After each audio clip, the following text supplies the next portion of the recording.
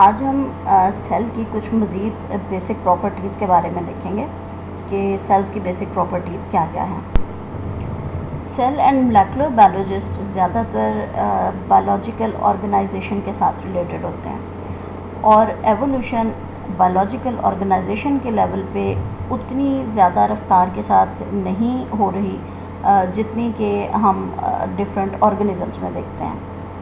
जैसे अगर आप देखें कि ह्यूमन और कैट के दरमियान आप देखें कि किस कदर डिफरेंट एनाटमी है दोनों की, किस कदर डिफरेंट स्ट्रक्चर है दोनों का, लेकिन इनके जो टिश्यूज़ हैं और इन टिश्यूज़ को बनाने वाले जो सेल हैं और जो सेल्स के अंदर मौजूद ऑर्गेनल्स हैं जो इन सेल्स को बनाते हैं वो कमोबेश एक जैसे ही होते हैं, क्योंकि ये सब सेल्स वो ह्यूमन के सेल्स हों या वो कैट के सेल्स हों, वो एनिमल सेल्स हैं और उनकी आपस में स्ट्रक्चरल और फंक्शनल बहुत सी होमोलॉजी होती है।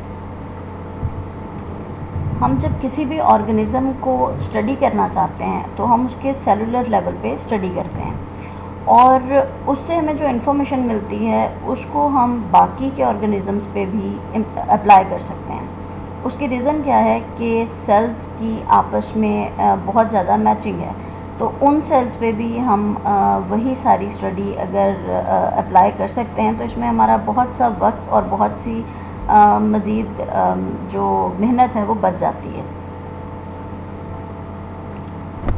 जो बेसिक प्रोसेस हैं सेल्स के अंदर होने वाले, जैसे सिंथेसिस होती है प्रोटीन्स की जिसको हम ट्रांसलेशन कहते हैं, इसी तरह से जो केमिकल एनर्जी है उसको कंजर्व करते हैं सेल्स और फिर डिफरेंट तरह की मेम्ब्रेन्स बनाते हैं। जैसे सेल की जो स्ट्रक्चरल मेम्ब्रेन्स होती हैं वो बन रही होती हैं। ये सब के सब प्रोसीजर बहुत हद तक मिलते जुलते होते हैं सब लिविंग ऑर्गेनिजम्स में। सेल्स में जेनेटिक प्रोग्राम मौजूद होता है और वो उसको इस्तेमाल करते हैं। जो ऑर्गेनिजम्स हैं ये बेसिकली उस इंफॉर्मेशन पे चल रहे होते हैं जो इनके पास जीन्स की फॉर्म में आती है। जीन्स के अंदर जो इंफॉर्मेशन मौजूद होगी वो बेसिकली एक फिंगरप्रिंट होता है जिस पे बाकी के ऑर्गेनिज़म की तमाम तर बॉडी के स्ट्रक्चर्स और फंक्शन डिपेंड कर रहे होते हैं। ह्यूमन जेनेटिक प्रोग्राम में काफ़ी इंफॉर्मेशन है, इतनी इंफॉर्मेशन कि अगर हम सपोज एक एग्ज़ाम्पल लेते हैं कि हम इस सारी की सारी इंफॉर्मेशन को वर्ड्स के तौर पे कन्वर्ट करना चाहें तो ये इतनी बड़ी इंफॉर्मेशन है कि इसमें मिलियंस ऑफ पेजेस होंगे जिस पे ये इंफॉर्मेशन पूरी आएगी। ह्यूमन जेनेटिक प्रोग्राम में इस कदर इंफॉर्मेशन मौजूद होती है। ये इतनी बड़ी इंफॉर्मेशन क्रोमोसोम्स की सूरत में पैकेज के अंदर मौजूद होती है। एक सेट ऑफ क्रोमोसोम्स है जो हर स्पीशीज़ के अंदर एक दूसरे से डिफरेंट होता है। ये क्रोमोसोम्स बेसिकली न्यूक्लियस के अंदर मौजूद होंगे और ये इतनी छोटी स्पेस ले रहे होते हैं। न्यूक्लियस इतना छोटा होता है कि अगर हम कहें कि जैसे हम फॉर एग्ज़ाम्पल इंग्लिश का लेटर लिखते हैं, स्मॉल लेटर में आई लिखते हैं, तो इसका जो डॉट आपको नज़र आ रहा है इसके ऊपर, इससे भी थाउजेंड्स ऑफ टाइम्स स्मॉलर आपको न्यूक्लियस का साइज़ मिलता है जिसके अंदर ये क्रोमोसोम्स मौजूद होते हैं और इन क्रोमोसोम्स के अंदर ये सारी की सारी इंफॉर्मेशन पैकेज हुई हुई होती है। जीन्स सिर्फ स्टोरेज लॉकर्स नहीं हैं, इनमें सिर्फ इंफॉर्मेशन ही मौजूद नहीं होती, ये इसके अलावा भी बहुत से इम्पॉर्टेंट रोल्स प्ले करते हैं। ये बेसिकली सेलुलर स्ट्रक्चर का ब्लूप्रिंट कॉन्स्टिट्यूट कर रहे होते हैं और सेल के अंदर जो डिफरेंट एक्टिविटीज़ होती हैं उसकी तमाम तर इंफॉर्मेशन जीन्स के अंदर मौजूद होती है। ये उसकी डायरेक्शन देते हैं कि सेल के अंदर कौन सी एक्टिविटी होनी है। फॉर एग्ज़ाम्पल अगर एक ख़ास तरह की प्रोटीन है जो कि बननी चाहिए तो उस वक्त उसका जो उसकी डायरेक्शन दी जाती है वो जीन्स की तरफ से ही दी जाती है कि ये सेलुलर प्रोटीन बननी चाहिए, या तो उसके लिए यकीनन फिर ट्रांसलेशन का प्रोसीजर होगा सेल के अंदर। और इसी तरह से ये अपने लिए डिफरेंट किस्म के मॉलिक्यूल्स बनाएंगे, सेल के डिफरेंट ऑर्गेनल्स। ये सारी की सारी डायरेक्शन उन्हें जीन्स की तरफ से आ रही होती है। जो जेनेटिक इन्फॉर्मेशन है उसमें तब्दीली आ सकती है, जिसे हम म्यूटेशन कहते हैं या जेनेटिक वेरिएशन कहते हैं। मुख्तलिफ ऑर्गेनिज़म्स में एक इंडिविजुअल, एक ही स्पीशी के डिफरेंट इंडिविजुअल्स के अंदर वेरिएशन होती है। इसी वजह से, इसी वेरिएशन की वजह से, इसी डिफरेंस की वजह से बेसिकली एवोल्यूशन का प्रोसीजर हो रहा होता है।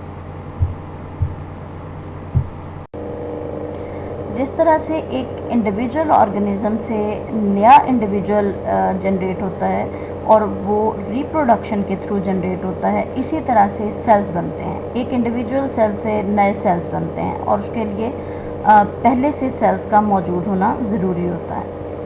अब सेल्स क्या करते हैं, ये रिप्रोड्यूस करते हैं और उसमें ये डिवीजन करेंगे, और इस प्रोसेस में जिसमें ये रिप्रोड्यूस करेंगे, डिवाइड करेंगे और नए सेल्स बनाएंगे, उसमें जो पेरेंट सेल होता है, जो उसके कंटेंट्स होते हैं, और उस सेल को हम कह सकते हैं कि वो एक मदर सेल है।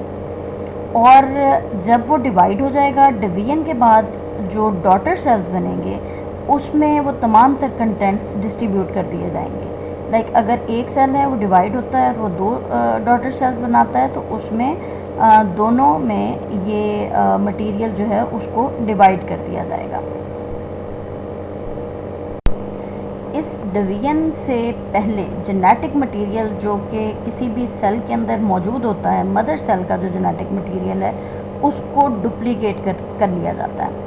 जब वो डुप्लीकेट हो जाएगा, उसके बाद डिवीजन का प्रोसेस होगा और हर डॉटर सेल के अंदर इक्वल शेयर होगा जेनेटिक इन्फॉर्मेशन का, यानी उसमें half of the genetic material will be taken to the next daughter cell और वो दोनों डॉटर सेल्स में इक्वली डिवाइड हो जाएगा। जैसे देखिए कि यहाँ पे सेल डिवीजन जो है, इसके अंदर सबसे पहला जो स्टेप है वो इंटरफेस का होता है।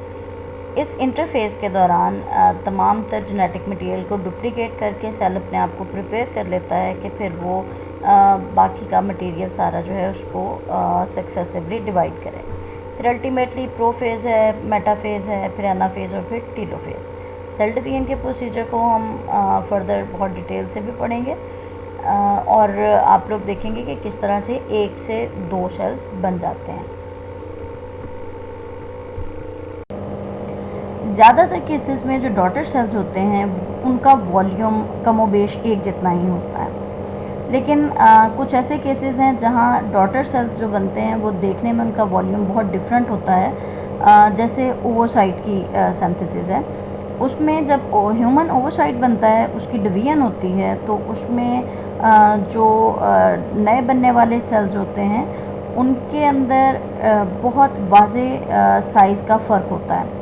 उसकी वजह साइटोप्लाज्म का डिफरेंस है। साइटोप्लाज्म जो है वो साइट के अंदर चूँकि ज़्यादा होता है, पोलर बॉडीज़ बहुत स्मॉलर साइज़ में नज़र आती हैं और इसलिए कि उनमें साइटोप्लाज्म कम होता है। इसके बावजूद कि साइटोप्लाज्म का फ़र्क है, साइज़ का फ़र्क है, वॉल्यूम आपको डिफरेंट नज़र आता है, लेकिन उसके बावजूद दोनों के अंदर जो जेनेटिक मटेरियल है वो इक्वली डिवाइड ही हुआ होता है। वो हाफ ही होता है दोनों सेल्स के अंदर। जैसे देखिए कि इस डायग्राम में आपको सबसे पहले प्राइमरी ओवोसाइट नज़र आता है। प्राइमरी ओवोसाइट जो है वो मैच्योर होगा और उसके बाद जब उसकी डिवीजन होगी, जो सेकेंडरी ओवोसाइट आपको लेफ़्ट पे नज़र आ रहा है उसमें, और राइट पे आपको फर्स्ट पोलर बॉडी नज़र आ रही है। सो प्राइमरी ओवोसाइट डिवाइड होगा, एक पोलर बॉडी बनेगी और एक सेकेंडरी ओवोसाइट बनेगा। पोलर बॉडी जब डिवाइड होगी तो फर्दर दो पोलर बॉडीज़ को जन्म देगी, और जो सेकेंडरी ओवोसाइट है उसकी डिवीजन पे हमें एक मैच्योर ओवम मिलता है और उसके साथ एक पोलर बॉडी मिलती है। अब आप देखिए कि जो मैच्योर ओवम है उसके साइज़ में और जो हमें पोलर बॉडीज़ नज़र आ रही हैं तीनों, उनके साइज़ में काफ़ी फ़र्क है। उसके रीज़न इसका साइटोप्लाज्मिक कंटेंट है।